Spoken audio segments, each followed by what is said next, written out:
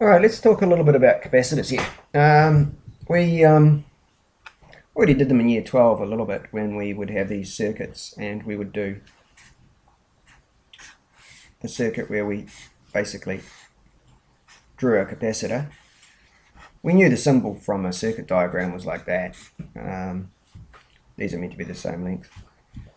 And we knew this was a voltage plus minus, and hopefully we knew that we ended up with plus charges here and negative charges here. And what we would do is we would draw the electric field, remember?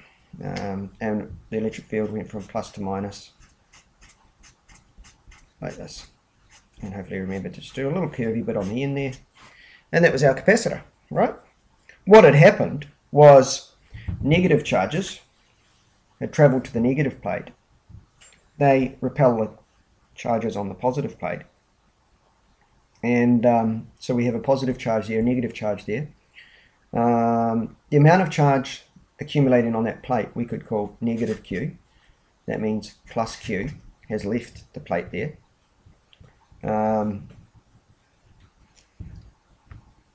If you've got two capacitors in series, and that's plus and that's minus, this one becomes plus, this one becomes minus, this one becomes plus, this one becomes minus. And the thing about this is that the Q is the same. So the Q there and the Q there is the same. We'll be doing the rules for determining capacitors soon. Now the thing about a capacitor, if this is 12 volts, then this is 12 volts on the capacitor. It eventually charges up. I say eventually, we're going to work out just how it does that. It eventually charges up to the same voltage that it's connected to. Because if it was different, if this was only at 11 volts right now, this was 11 volts and that's 12, there's an energy difference. And that energy difference is sort of like a rock falling. Electrons are still going to move until there's no energy difference. Right? Now, the electric field in there, remember how we worked out voltages? V equals electric field D. So the electric field inside there times the distance would give you the voltage. So if you had the voltage and you divide by the distance, you get the electric field. Things like that. It's a uniform electric field. And what we did, we also said, well, voltage is equal to energy per charge, right? So energy per charge, if you want to know how much energy, okay, then the voltage difference is energy per charge.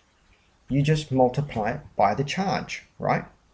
So it's energy per charge. So energy, or volts times charge, equals energy, right?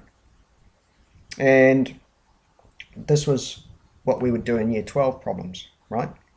There were different ways to look at it, but just the voltage times the charge you moved through that voltage was the energy in joules, all right? But we had a few different equations. Force equals EQ, right? That's electric field Q. So Q equals force over E, right? Q equals force over E. And we could put that in there, force over E. Or we could just, we could just write this as, let's not worry about it. There's a few different ways. We could just write volts equals E D. That's a simpler way. And so we could just write energy is equal to E D Q. Another way to write it, right? But force, which is what we were doing up here, equals EQ. So that's pretty much the same as just force times distance. So it's amazing how we can link in the electricity to the mechanics. Now, that's where we were at with level 2. What we've got here, though, is, and before we move on to that, let's not forget our subscripts. They're kind of important. Micro, that's converting micro, say farads into farads. We'd divide by 1,000,000. 10 to the minus 9, converting nanofarads into farads. 10 to the minus 12, converting picofarads into farads. So micro, nano, and pico. Because they're billions, you have to divide by billionths with nano to get into that. I think you know. If you don't know how to convert by now, we've got some real problems because it's year 13. Let's look at the equation for capacitance. This is an equation you're going to need to know. What we talk about is capacitance is equal to charge per volt. So we've got our capacitor, and we're saying there's a certain amount of charge. How much charge is needed per volt? If only a small amount of charge is needed per volt, it's a small capacitor, right? Because if that's small, it's small. If a lot of charge is needed per volt, then it's a big capacitor. All right. This is the equation you need to burn into your head. And capacitance is measured in coulombs per volt, or another word is called farads, equals farads. Now, if we want to work out now how we go about getting a formula for that, we've said that capacitance equals charge per volt. How much charge is there? We could work out the electric field between two plates using something called Gauss's law. This is now, we're going to get an equation that you do need to know. The little bit of derivation we're doing now, you don't really need to know. So if this gets, the first part of this is a bit confusing, don't worry about it.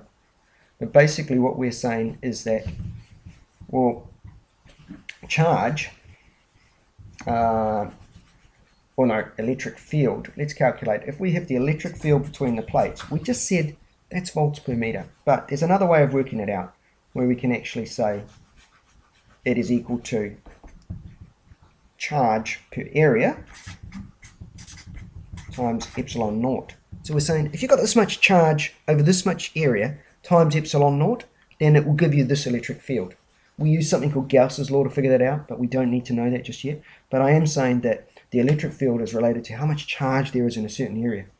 And so if you've got that much charge in a certain area, then you've got this much electric field. Now, we said volts equals ED. So we can say volts equals Q over A epsilon naught D, right? Equals electric field, that's volts.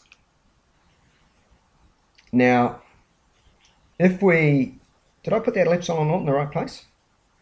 Q over A, oh look what I did, sorry, yeah, it's divided by epsilon naught, not multiplied, so it's still charge per area, but it's divided by epsilon naught. Epsilon naught is the electrical permittivity of free space, and it has a value of 8.84 times 10 to the minus 12, and it's farads per meter.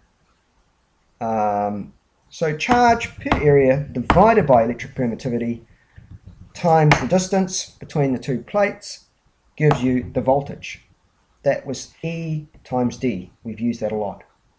So now if we say that C is charge per volt, then we can just put the charge here, divide by our definition of volts, which was Q D A epsilon naught.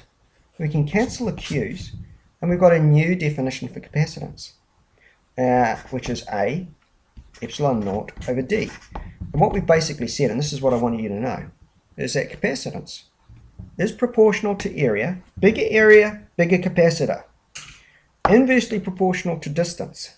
All right, bigger distance between the plates, smaller capacitance, smaller distance, bigger capacitance, and it all multiplies by this electrical permittivity of free space. That's our formula for capacitance, and you do need to know it. What you didn't need to know, and which was just that the electric field can be written in terms of the charge over the area.